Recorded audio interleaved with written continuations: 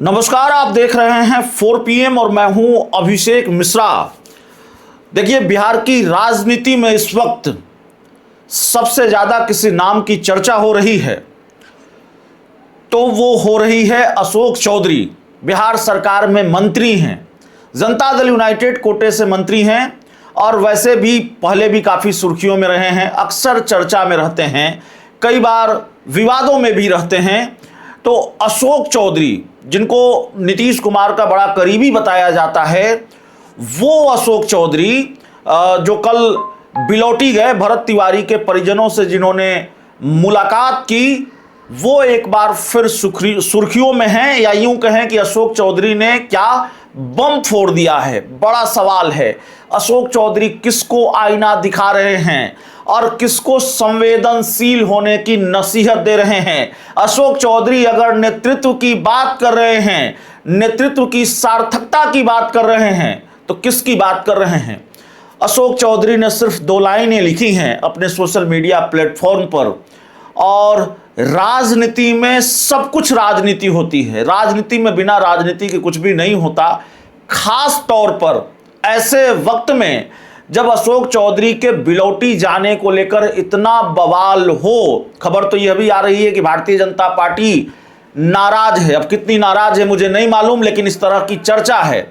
लेकिन इतना जरूर है कि जनता दल यूनाइटेड जो अशोक चौधरी की पार्टी है वो थोड़ी असहज जरूर है। अगर असहज नहीं होती तो शायद जेडीयू कोटे के ही मंत्री श्रवण कुमार का यह बयान नहीं आता कि अशोक चौधरी ने भरत तिवारी इनकाउंटर को लेकर जो बात कही है वो उनकी निजी राय हो सकती है, ये पार्टी या सरकार की राय नहीं है।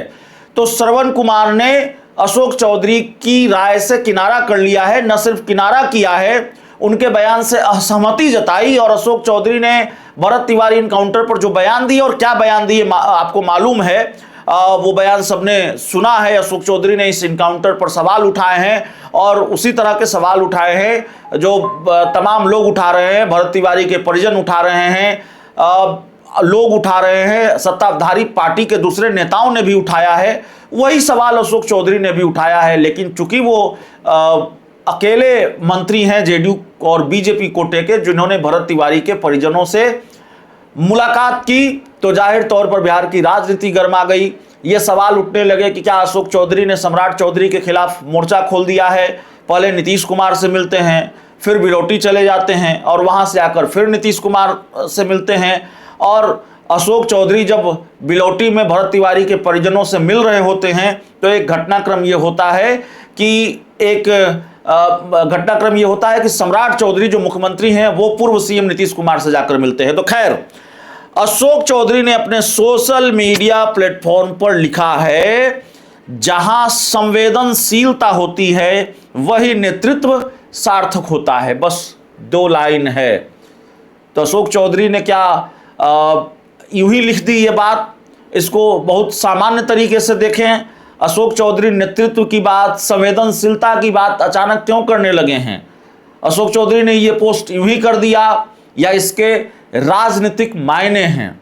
बड़ा संयोग है ना, आज कल अशोक चौधरी बिलौटी जाते हैं, आज अशोक चौधरी के बयान पर मंत्री श्रवण कुमार का बयान आता है, वो इसको निजी राय बताते हैं, अशोक चौधरी के बयान को निजी राय बताते हैं, और उसके बाद अशोक चौधरी ये पोस्ट करते हैं कि जहां संवेदनशीलता होती है वही नेतृत्व सार्थक होगा। इसके अलावा अशोक चौधरी एक पोस्ट और करते हैं कि भरोसा रखिए, इंसाफ होकर रहेगा।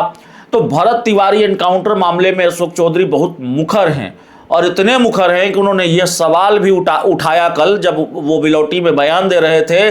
उन्होंने ये सवाल भी उठाया कि वहाँ के जो एसडीएम हैं भोजपुर के, वो क्या कर रहे थे एनकाउंटर के वक्त, जो सवाल परिवार के लोग उठा रहे हैं या दूसरे लोग उठा रहे हैं। अशोक चौधरी भरत तिवारी एनकाउंटर के मामले में इतने मुखर हैं कि उन्होंने यह सवाल भी पहले उठाया है कि एसटीएफ क्यों गई थी वहाँ पर, क्या किसी आतंकवादी को पकड़ना था। इस तरह के सवाल उठा रहे हैं, और अशोक चौधरी इतने मुखर हैं इस पूरे मामले को लेकर कि इस एनकाउंटर पर पुलिस का पक्ष लेने वाले या सरकार का पक्ष लेने वाले हालांकि अशोक चौधरी भी सरकार का पक्ष लिया, उन्होंने सम्राट चौधरी की मुखालफत नहीं की, मुख्यमंत्री के विरोध में वो नहीं बोल रहे हैं, लेकिन जाहिर तौर पर पुलिस पर जो सवाल हैं उन सवालों पर, या पुलिस की जो भूमिका है और उस भूमिका को लेकर जो सवाल है उन सवालों पर अशोक चौधरी की भी सहमति है। अशोक चौधरी के बयान भी उसी तरह के हैं जो बयान उनके परिजनों के हैं और बहुत सारे लोगों के हैं। तो अशोक चौधरी ने जो कहा है वो सबने सुना है, फिर हम आपको सुना भी देंगे।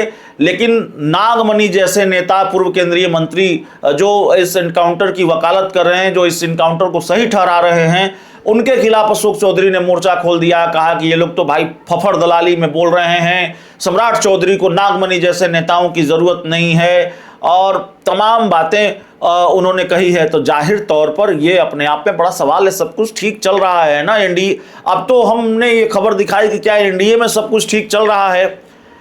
क्या ये जो इनकाउंटर है, इस इनकाउंटर प्रकरण ने भारतीय जनता पार्टी और जनता दल यूनाइटेड के बीच दरार पैदा कर दी है?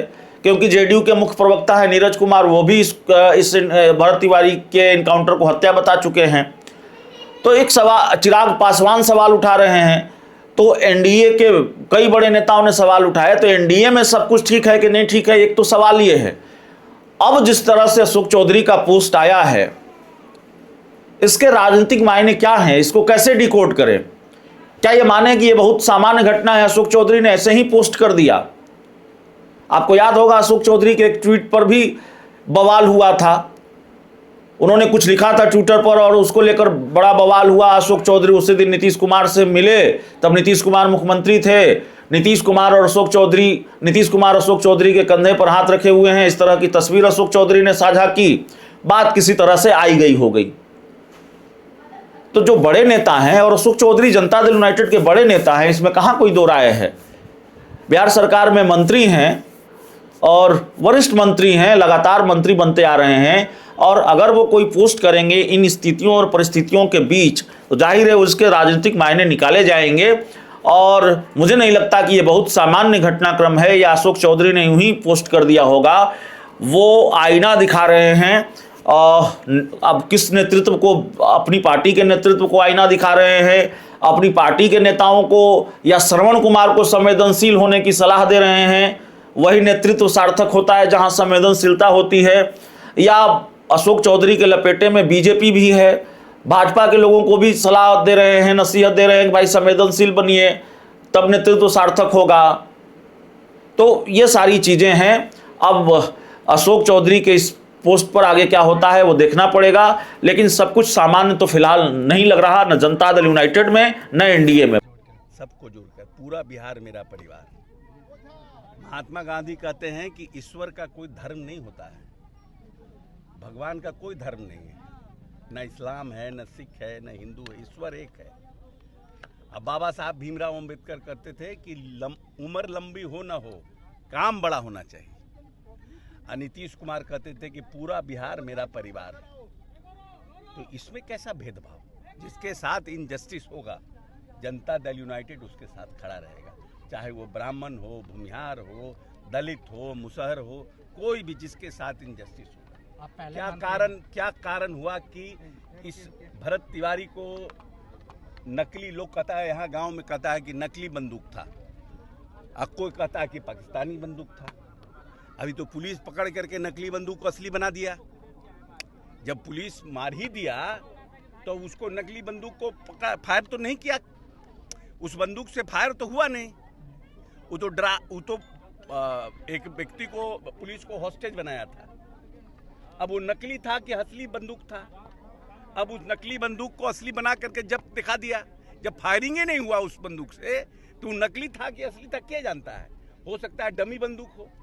आजकल बहुत देखिएगा, जाइएगा, डमी बंदूक रहता है लोगों के पास, डमी बंदूक होगा। लेकिन आपके जो उनकी माता जी कह रही हैं कि 1450 करोड़ का जो यहाँ विस्थापितों के लिए बनाने का जो व्यवस्था था, उसका एसडीएम ने बगलिंग किया हुआ था, जिसके पास इसका था। जब एसडीएम के यहाँ जाता था, आज वही जो काम के लिए वो जाता था, मिट्टी भरो, चापाकल लगाओ, पानी बनाओ, आज वही काम हो रहा है। तो ऐसा क्या कारण है कि उसको हम नहीं जानते, न्यायिक जांच में पकड़ाएगा कि नकली बंदूक था, असली बंदूक था, कौन जमा किया, क्या जमा हुआ। कोई कह रहा कि पाकिस्तानी था बंदूक, गांव के लोग भी कह रहे हैं, कुछ लोग कहते हैं कि डमी बंदूक था। अब तो ये सब जांच का विषय है ना। तहखाने की भी बात हो रही है कि जैसे मोहम्मद से कनेक्शन भी बताया जा रहा है। तहखाने की भी बात कही जा रही है कि उनके आवास के अंदर फालतू बात नहीं है, सुनिए सवाल सुनिए, फालतू बात नहीं है, ये एक पूर्व केंद्रीय मंत्री का बयान है। क्या बयान है? अरे छोड़िए ना, ये बात हो रहा है कुछ लोग दिमाग से थोड़ा ढीला हो जाते हैं उम्र के साथ, तो सबका बात का नोटिस सर नहीं यहाँ पर लेना। शौचालय नहीं है, खुले में शौच के लिए जाना पड़ता है महिलाओं नहीं, वो सब बात करेंगे। इतना बढ़िया काम गरीब लोगों के लिए, दलितों के लिए काम कर रहे थे भरत तिवारी, लेकिन भरत तिवारी के मरने के बाद कुछ लोग राजनीतिक जातिवाद राजनीतिक रोटी सेकना चाह रहे हैं, इस पर क्या कहेंगे आप? नहीं, गलत है। बहुत मुश्किल से हमारा समाज और हमारा पूरा बिहार जो है, ये 14 करोड़ की आबादी जो है, एकजुट बिहार के नाम पर हुआ है। आज के पहले, नीतीश जी के पहले इस प्रदेश में कभी बिहार गीत सुना है? बिहार दिवस सुना था? बिहार दिवस मनाना किसने शुरू किया? नीतीश कुमार ने। बिहार गान किसने दिया? नीतीश कुमार ने। बिहार गीत किसने दिया? नीतीश कुमार ने। ये पूरा बार बार नीतीश जी कहते हैं कि पूरा बिहार मेरा परिवार है, लेकिन जिसके साथ इनजस्टिस हुआ है, जिसके साथ घटना हुई है, अब बेचारे पिताजी, किसी भी बाप के लिए बेटे का मृत्यु, असामयिक मृत्यु सबसे बड़ा बोझ होता है। उससे बड़ा बोझ, उस बोझ के तले बाप का जीना दुर्लभ हो जाता है। और इस तरह से, जिस तरह से घटना हुई, इसमें तो पूरी साजिश लग रही है कि पूरा प्रशासन इसमें कहीं ना कहीं इससे इतना चिढ़ा हुआ था और इससे इतने गुस्से में था कि इसको पूरी तरह से एक साजिश के तहत करके किया है। लेकिन फिर भी इनके साथ भी था कि इन्होंने असली या नकली जो भी बंदूक था, एक पुलिस अफसर को हॉस्टेज बना लिए, उससे और इन लोगों का मन रिएक्ट किया और ओवर एक्ट है। लेकिन पुलिस का ये काम नहीं है कि ये अंग्रेजों का जमाना नहीं है। आपके आने पे भी बयानबाजियां शुरू हो गई कि जो अशोक चौधरी करेंगे, जो चिराग पासवान करेंगे, वही हम लोग करेंगे। क्या जीतनबाजी कर? नहीं, ऐसा है कि हर व्यक्ति का अपना तरीका है काम करने का। जीतन, अभी हमारा उम्र बहुत कम है, अभी हमको 30 बरस चलना है, उनको कितना बरस चलना है पता नहीं। सर, उनकी अपनी बात है। एक आखिरी सवाल है सर, परिवार लगातार मोबाइल की मांग करे, लेकिन प्रशासन सर, अब let me handle it. No, let me handle it. I have heard everything. I have listened everything carefully. I will talk to the CM. ठीक है, थैंक यू।